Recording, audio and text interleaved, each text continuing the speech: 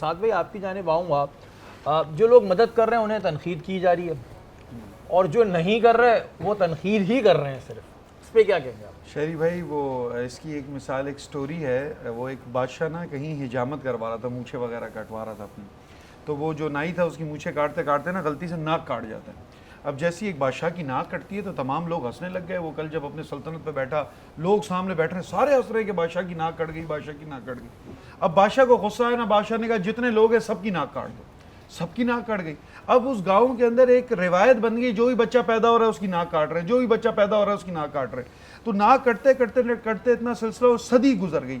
دوسری صدی میں نا اس گاؤں سے کوئی باہر سے شخص آیا، باہر ملک سے. جب وہ آیا تو اس کی تو ناک تھی. اب سب نے وہ ناک دیکھ کے نا مذاق اڑانا شروع کر دیا، بے پاگل دیکھو اس کی تو ناک ہے.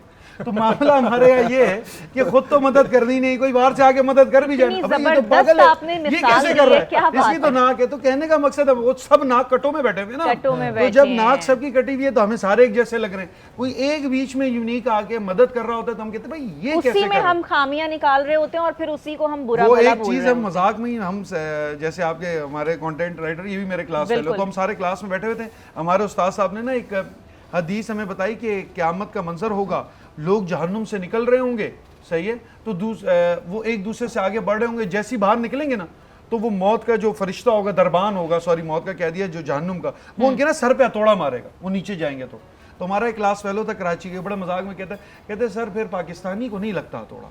استاد جی نے کہا کیوں؟ کہتے جان ہی نہیں دیں گے، ٹانگ کھینچ دیں گے، وہ آگے اوپر تھوڑی نکلے گا جہنم سے باہر، ہتھوڑے تک پہنچے گا ہی نہیں، وہ دوسرے کی ٹانگ. تو معاملہ یہ ہم پاکستان کے اندر رہ رہے ہیں. ہمارا کام ہی سب سے آسان چیز ہے نا to point someone else. وہ کیا ہے نا، جب ایک انگل اٹھاؤ تو جو باقی فنگرز ہیں آپ کی طرف آتی ہیں. تو ہم کبھی اپنے آپ کا محاسبہ نہیں کرتے، اپنے آپ کو نہیں دیکھتے، ہمیشہ دوسروں کو دیکھتے. اور مدد کرنے کی میں ایک بات ضرور اس میں ایڈ کروں گا کہ ہمارے یہاں لوگ ابھی رمضان آ رہا ہے نا تو یہ رمضان کا بھی ویٹ کرتے ہیں کہ شہری بھائی میں رمضان میں زکوٰۃ نکالوں. اگلے کی بیٹی بیٹھی ہوئی ہے، گھر کا جہیز نہیں ہے، اس کے گھر کی چھت ٹوٹی ہوئی ہے، پانی روزانہ رات کو گر رہا ہے، میں رمضان میں نکالوں گا کیونکہ اللہ سے سودا نا ڈبل ہو جائے گا، میں ویٹ کر رہا ہوں ڈبل کرنے کی. یاد رکھیں. اچھا ایک دوسرا مسکنسپشن ہے کہ میں زکوٰۃ کے 2.5% میں نے نکال دیے، اب گھر کے باہر کوئی مانگنے والا معذرت ہم نے تو اس سال کی زکوٰۃ دی ہوئی ہے. اب آپ یاد رکھیں، مجھے بتائیں، میں بڑے وصول سے یہ بات کہہ رہا ہوں، رسول اللہ صلی اللہ علیہ وسلم نے، اہل بیت نے زکوٰۃ دی نہیں، کبھی فرض ہی نہیں ہوئی، اتنا مال ہی نہیں رکھا،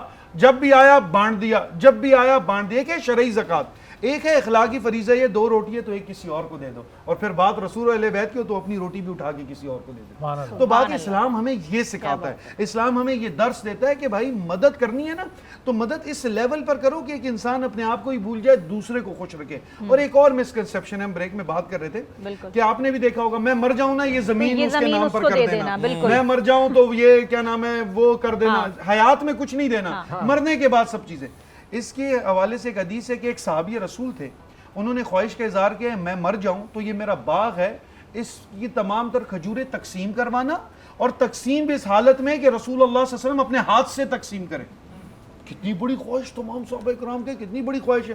ان کا انتقال ہوتا ہے، رسول کو خواہش بتائی جاتی ہے، رسول جاتے ہیں، تمام باغات کی کھجوریں جمع کرتے ہیں، بانٹتے ہیں بانٹتے ہیں بانٹتے ہیں، کھجوریں ختم ہو گئی، واپس آ رہے ہیں، دائیں ابو بکر، بائیں عمر، مولا علی ساتھ ہیں. زمین پر دیکھیے ایک بوسیدہ کھجور، بوسیدہ مینز اس میں کچھ ہے بھی نہیں، بس صرف گٹلی ہے. رسول نے زمین سے اٹھائی اور کہا کہ ابو بکر اگر یہ اپنی حیات میں صرف یہ کھجور بھی دے دیتا نا، اس تمام باغ سے زیادہ افضل ہوتی.